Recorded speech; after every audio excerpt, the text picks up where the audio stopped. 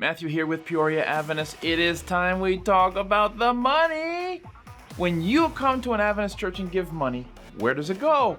Spoiler alert, it doesn't all go to me.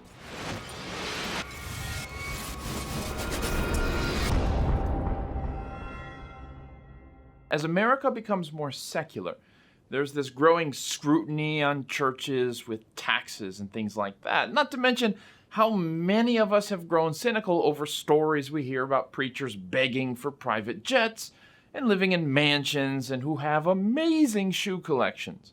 So there's a need for being transparent here, and that's what we're going to try to do in this video. First, however, there are a few provisos, a couple of quid pro quos. Like?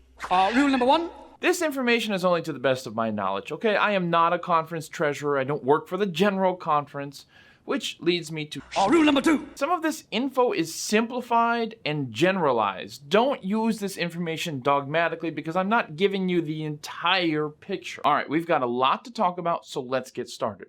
When you come to an Adventist church and you sit in a pew or chair or whatever, you're going to see this envelope or something like it.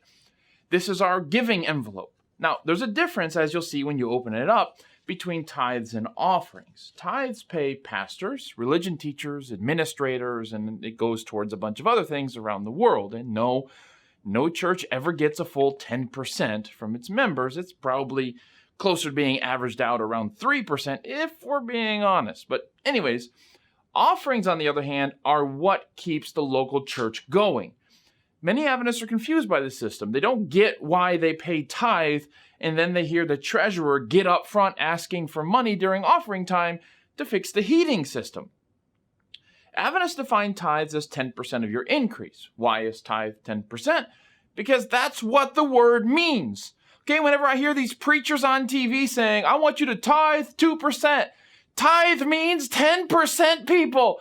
It means 10%. If you want to encourage people to give 2%, then call it a tooth or something like that. Make up your own word. I had one pastor tell me, he says, well, I tell my people it's okay to tithe 5% when they're getting started. And I said, well, that's okay, but don't tell them to tithe 5% because that's mathematically impossible. You can't tenth the 20th.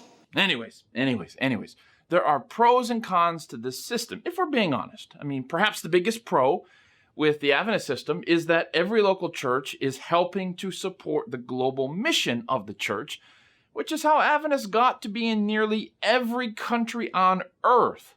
But, I mean, the downside is that many Adventist churches send like 75% or more of their income away because members tend to pay tithes more than offerings. So it helps the world church, but it often means the local church struggles to establish itself in its own neighborhood, at least struggles more than most of the rest of the churches in any given city.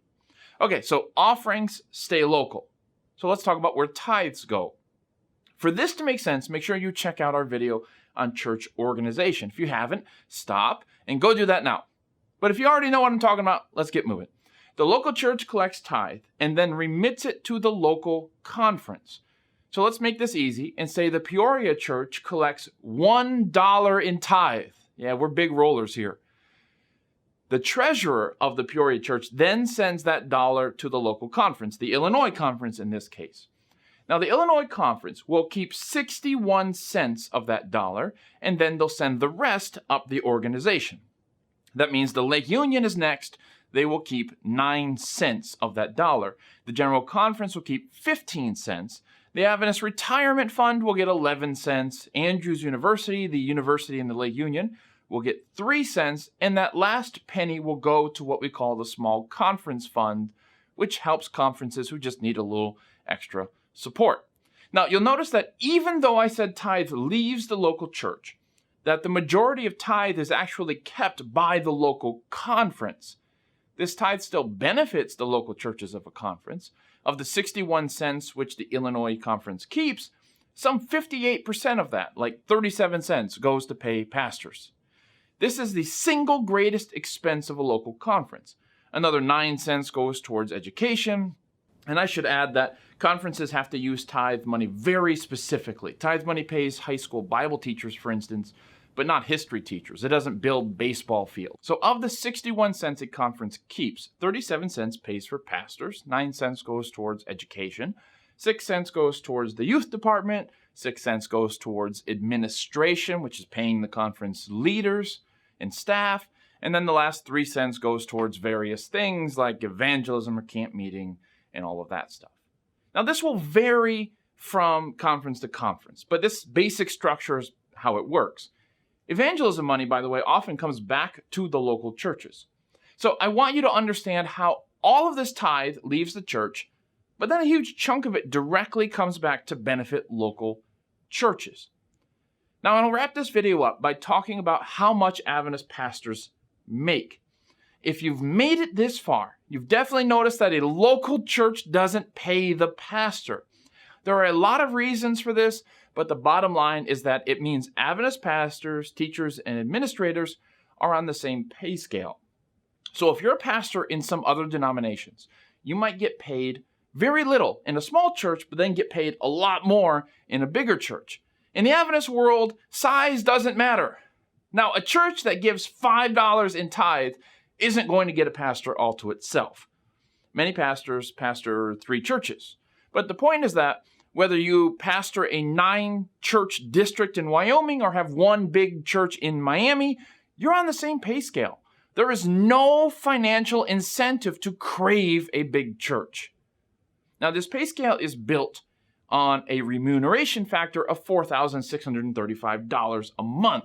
And you can get, as a pastor, anywhere between 75% and 102% of that, depending on how many years you've been pastoring and whether or not you're ordained or commissioned. So at the lowest, you're going to make $3,500 a month, and at the most, you're going to make like $4,700 a month. But at 100% of the remuneration factor, you're going to make about $56,000. All of this is public information if you know where to look.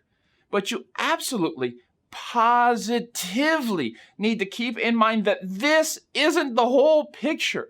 Okay, different places have different cost of living adjustments, and you do get a travel stipend for your gas and things like that as a pastor, which is taxable, I should say. And there are plenty of tax exemptions for pastors, which greatly lowers our taxable income. And then there's a ton of little things that will adjust these numbers in a general sense, plus or minus $10,000 or so. That's pretty much what most Adventist pastors in North America are making. According to the U.S. government, the average pay for clergy is about $52,000.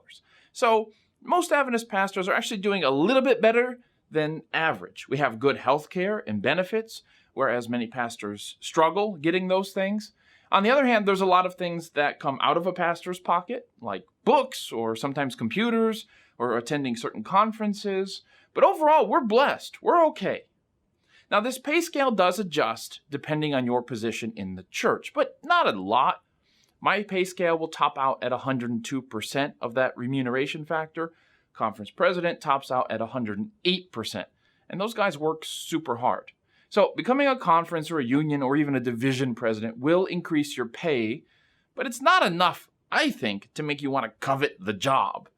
If you want to be a pastor or a school teacher or manager of an Adventist book center or work in the administration, you are on the same pay scale.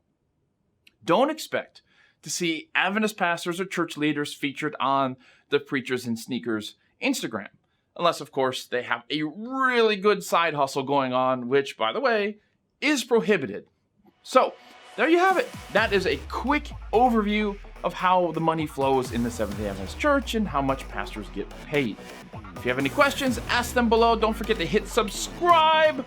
And remember that the best is yet to come.